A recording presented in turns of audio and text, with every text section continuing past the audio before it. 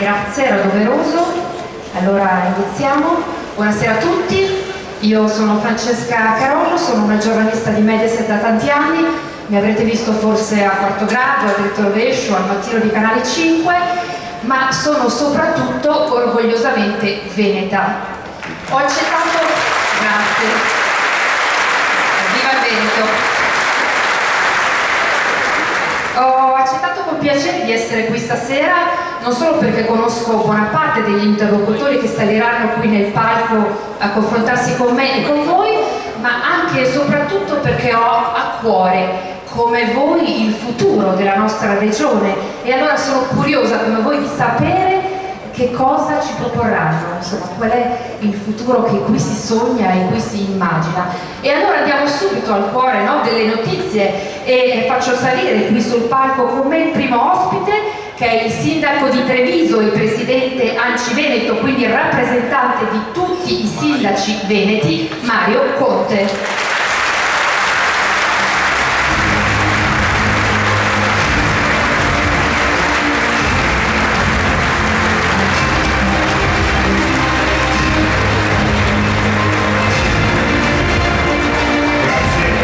Un saluto al nostro segretario federale Matteo Salvini, presidente della regione Luca Zaia, Lorenzo Fontana, a tutti i parlamentari, consiglieri, europarlamentari e a tutti i sindaci. Ovviamente ho lasciato alla fine il nostro grande Alberto Stefani, che siamo qui questa sera convintamente a sostenere. E lo dico con orgoglio nel ringraziare il segretario Salvini, che è riuscito a tenere duro nella candidatura con la nostra volontà di dare continuità amministrativa allo straordinario mandato del presidente Luca Zaia, che ha avuto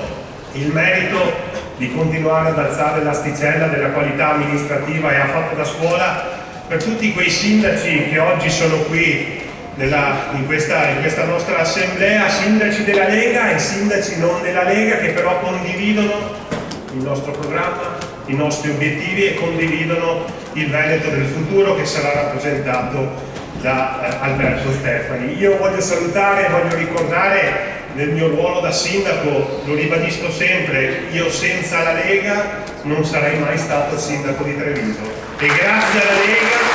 oggi posso dire con orgoglio che sto servendo la mia comunità e così lo stanno facendo tutti, sulla base di alcuni principi che mi sono stati tramandati da Giampaolo Bobbo, che è qui davanti a noi, fondatore della Lega Veneta,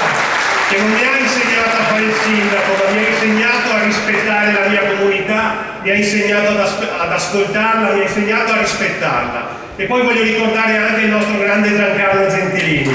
che è un sindaco che ha cambiato la figura del sindaco in Italia, dal sindaco di palazzo al sindaco in mezzo alla gente, ed è per questo che sono particolarmente orgoglioso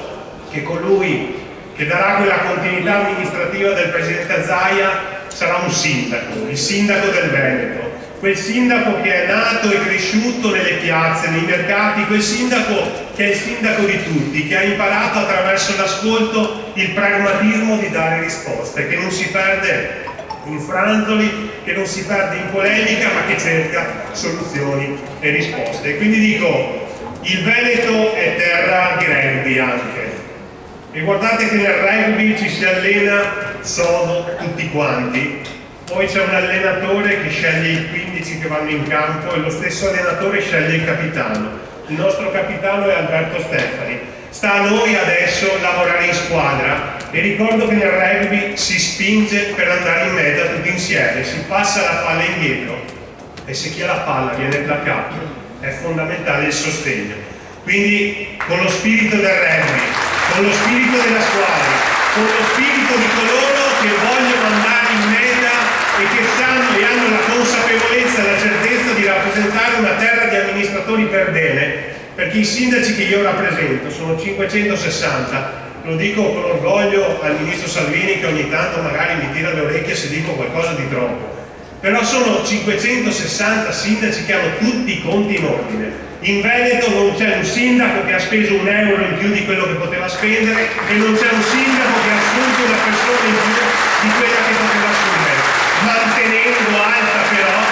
la qualità del servizio, la qualità e il servizio alle persone. E questo lo devo dire perché Zaia, che ha un sacco di pregi, ha solo un difetto, che continua ad alzare l'asticella della qualità amministrativa, perché tu giri in Italia e ti dicono dove c'è il presidente Zaia, lì dovete pedalare per mantenere quel livello. Presidente, noi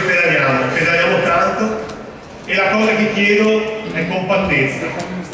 Se venite a vedere una partita di rugby ve ne rendete conto, lo dico anche all'amico Bitonci, perché dopo Petrarca e Padova c'è un po' di rivalità, non solo politica, anche sportiva. E adesso non prendetela se Treviso è più forte, però migliorerete nel rugby. Devo dire che se voi venite a vedere, la cosa bella è che le partite si vincono o si perdono insieme. Finita la partita c'è il terzo tempo, dove tutti coloro che si sono allenati, che non hanno giocato, che sono stati in panchina, che hanno giocato, che hanno spinto, che hanno fatto meta, insieme ai tifosi, che sono i nostri militanti, i nostri sostenitori, condividono la vittoria e festeggiano. Quindi, caro Alberto, grazie